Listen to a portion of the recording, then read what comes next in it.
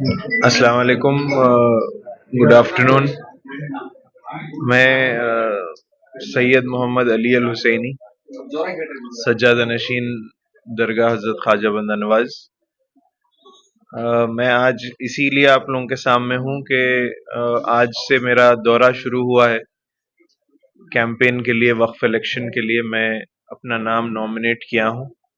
ये सिर्फ एक नियत के तहत कि मैं वक्फ बोर्ड में मेंबर की हैसियत से चुन के आऊं और जितने भी मुतवल्लियान हैं, जितने भी वक्फ इंस्टीट्यूशंस है कर्नाटक में, मैं उनकी खिदमत कर सकूं।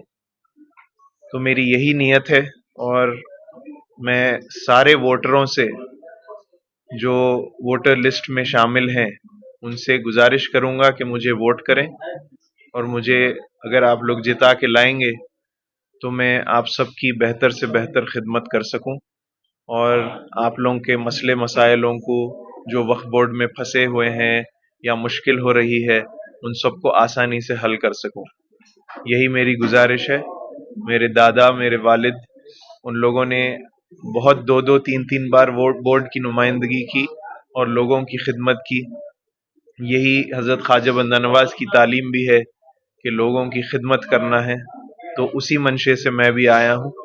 मैं चाहता हूँ कि आप लोग मेरी आवाज़ पर मुझे वोट करें और मुझे मौका दें खिदमत करने का।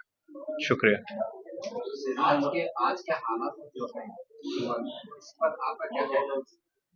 देखिए, मुसलमान के हालात आज सब हम ही उसके जिम्मेदार हैं, क्योंकि हम अपने बच्चों को सही तालीम दिलाएंगे, सही उनको राह दिखाएंगे, सही तरबियत करेंगे तो बेशक मुसलमान बेहतर से बेहतर मुकाम पर पहुंच सकता है। ये हमको उनको खुद मुख्तार बनाना है, उनको अपने पैरों पर खड़े होने की जिम्मेदारी देनी होगी। जब तक हम अपने घरों में रखेंगे, उनसे लाड़ करेंगे अपने बच्चों से, तो वो तरबियत नहीं होगी। हमको अच्छी तरबियत देने की ज़रूरत है ताकि वो जिम्मेदार बने, जिम्मेदार बनकर तालीम हासिल कर कर कुछ बन सकें। कुछ बनेंगे तो फिर वो दूसरों की मदद कर सकेंगे, कुछ भी नहीं बनेंगे तो वो दूसरों की मदद कैसे करेंगे।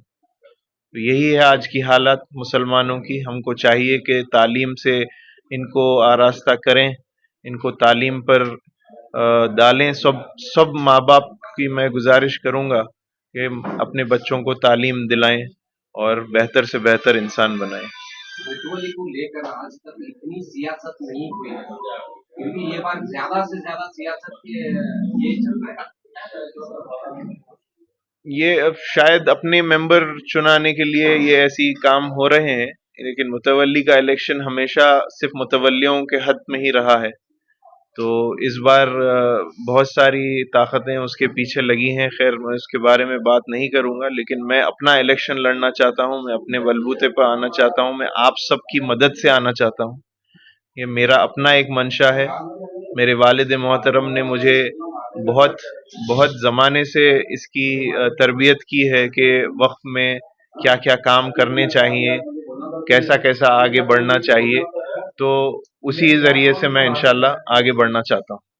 सर, आप हाफिज कुरान हैं, मॉडर्न एजुकेशन भी आपने हासिल किया है, तो ये आने वाले मुतवल्लियों को आप कैसा मैसेज देते हैं? आप सर यंग मुतवल्लिस भी आप आ रहे हैं, उनके लिए क्या मैसेज? देखिए, तालीम, वही मैं कह रहा था कि आप अगर कुछ किसी इदारे के मुतवल्ली हैं तो ये आपका सबसे अहम फ़र्ज़ होगा कि आप पहले वक्फ एक्ट को पढ़ें, उसके बारे में जानें, वक्फ के अक़साम जानें। ये हम जब तक उसके बारे में इल्म हासिल नहीं करेंगे तो हम किसी चीज़ में अपनी चीज़ को डिफेंड भी नहीं कर सकेंगे।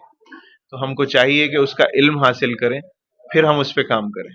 नया कॉन्सेप्ट क्या है इसका? क्या देना चाहते हैं आप? देखिए, डेवलपमेंट ही मेरा अहम मुद्दा रहेगा, क्योंकि कई ऐसे इदारे हैं जिसके पास बेहद ज़मीनें पड़ी हुई हैं, बेहद वक्फ प्रॉपर्टीज़ है, लेकिन उनकी माली हालत वैसी नहीं है उस इदारे की कि उस पर कुछ बना सकें।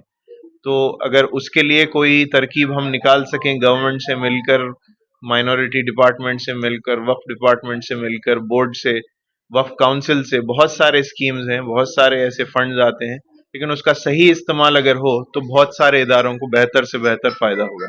रिसेंटली जेपीसी मीटिंग में आप थे, वक्त अमेंडमेंट बिल के चलते आपने एक रिप्रेजेंटेशन भी दिया था, उसके बारे में कुछ बताएं। जी, वो बिल के हम लोगों ने जो ऑब्जेक्शंस रेज किया वो रूल्स के तहत हम डिस्क्लोज नहीं कर सकते, लेकिन हम लोगों ने बहुत मेहनत की है उसके पीछे और सारे ऑब्जेक्शंस और सजेशंस भी दिए हैं कि अगर गवर्नमेंट अमेंडमेंट चाहती ही है तो कम से कम हम सबको कम से कम एक मशावरती इजलास बुलाए और हम सबसे मशवरा करें और एक बेहतर से बेहतर अमेंडमेंट जिसमें वक्फ का तहफ़्फ़ुज़ हो। वक्फ का अगर तहफ़्फ़ुज़ ही ना हो तो फिर वक्फ करके फ़ायदा ना होगा। और ये शरीयत और हमारे दीन में वक्फ की बहुत अहमियत है और ये वक्फ इसीलिए किया जाता है कि वो प्रॉपर्टी या वो इदारा कभी भी ता क़यामत तक वहीं पर रहे, जैसा बना है, जिस मंशे के लिए बना है वही मंशे के लिए रहे। तो ये वक्फ की तहफ़्फ़ुज़ करना ही हमारा अहम मुद्दा रहेगा। बीजेपी से बहुत सारे लोग वक़्फ़ हटाओ, देश बचाओ का नारा लगाकर वहाँ पर 3-4 दिन रैली कर चुके हैं, 3-4 धरना पर बैठे हैं। जी, इसके बारे में आपको क्या कहना है? नहीं वही मैं बता रहा था ना, देखिए अमेंडमेंट वो लोग चाहते हैं अगर है कि अमेंडमेंट लाएं ऐसा कि वक्फ को ख़त्म किया जाए, तो ये हमको तो उसके खिलाफ ऑब्जेक्ट तो करना पड़ेगा, ऑब्जेक्शंस भी रेज करेंगे। और वही मैं बता रहा था कि अगर अमेंडमेंट लाना ही है तो सही अमेंडमेंट लाएं, ऐसा ना हो कि हमारी वक्फ के जायदाद ही चले जाएं पूरे गवर्नमेंट। हमको बचाना भी है और जो है वक्फ को एक अच्छे सही अमेंडमेंट के तहत उसकी तहफ़्फ़ुज़ भी करना है। सर, वक़्फ़ आज तक गरीब लोगों को ज़्यादा से ज़्यादा इनके परसेंटेज के हिसाब से देखिए तो ज़्यादा से ज़्यादा गरीब लोगों को पहुँचाने ये बहुत सारे कहना वो सही बात है, क्योंकि देखिए अब वक्त का कैसे पहुंचेगा गरीबों के पास, ये देखने की ज़रूरत है कि उसमें किस किस हिस्सों को पहुंचा सकते हैं, किस किस तरीके से उसका फ़ायदा उठा सकते हैं। ये होकर वक्फ इदारों को जब तक डेवलप नहीं किया जाएगा तो गरीबों को उसका फ़ायदा नहीं होगा।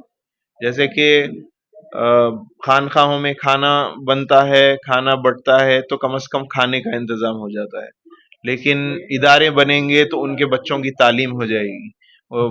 एजुकेशनल इंस्टीट्यूशंस अगर वक्फ प्रॉपर्टीज में बनते हैं तो ये सब चीज़ें डेवलप होना ज़रूरी है। वक्फ प्रॉपर्टीज पे अगर एजुकेशन हो और मदरसे मदारिस हों, ये सारी चीज़ें बनेंगी तो तालीम मुफ्त होने का इम्कान हो सकता है।